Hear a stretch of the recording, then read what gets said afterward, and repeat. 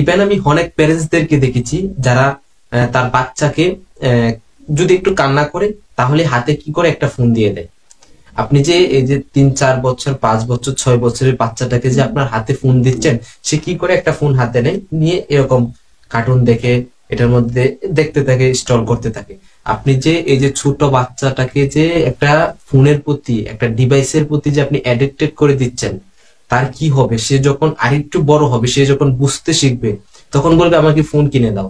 তখন বলবে আমার এটা ভালো লাগে না, আমার পড়া ভালো লাগে না, আমাকে ফোনে এটা দাও ওইটা দাও। অর্থাৎ আপনি যে ডিভাইসের প্রতি তার যে মনোযোগ, সেটাকে যে আপনি ওইটার ভিতরে দিয়ে দিচ্ছেন, এটা কিন্তু আপনি একদম রং করতেছেন। এখন আপনার বেনিফিট কি? এই যে আপনি যে, যেটা আমার বাস্তব দেখা, আমি এটা বাস্তব অভিজ্ঞতা থেকে বলছি। আমার এক আত্মীয় বলতে পারেন, তাকে আমি দেখি যে একদিন দেখি বাচ্চা কান্না করতেছে। তখন সে একটা স্টার জলসা না কি একটা নাটকের মধ্যে সিরিয়াল দেখছিল।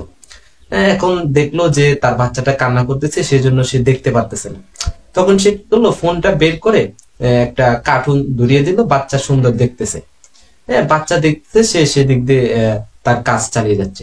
সো এই যে বাচ্চাটাকে যে এরকম কার্টুনের ভিতরে আপনি ফেলে দিলেন, আপনার সাময়িকের জন্য হয়তো আপনার অসুবিধা হচ্ছে না, বাচ্চাটা কান্না করছে না বা বাচ্চাটা ওইরকম ভাবে আপনাকে বিরক্ত করছে না, কিন্তু এটা তো তার ফিউচারে গিয়ে এটার একটা ব্যাড হ্যাবিট তৈরি হবে, একটা ব্যাড একটা প্রভাব পড়বে, সেটা কিন্তু আপনি চিন্তা করতেছেন না।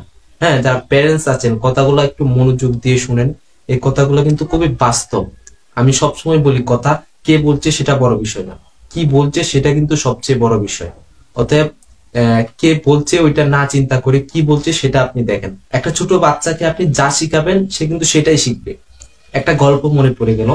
গল্পটা হচ্ছিল এইরকম যে একদিন এক বাবা তার ছোট্ট ছেলেকে নিয়ে, ছোট্ট ছেলের যে দাদা অর্থাৎ বাবার যে বাবা, ওই আমাদের সমাজ এটা হয়, হ্যাঁ, এই গল্পটা কিন্তু আমাদের একদম বাস্তবমুখী।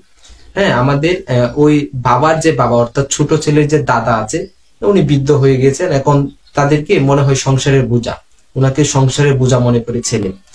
সেজন্য সেই ছেলেটা কি করলো, তার বাবাকে একটা ঝুড়ির মধ্যে নিয়ে একটা বনে রেখে আসতে গেল।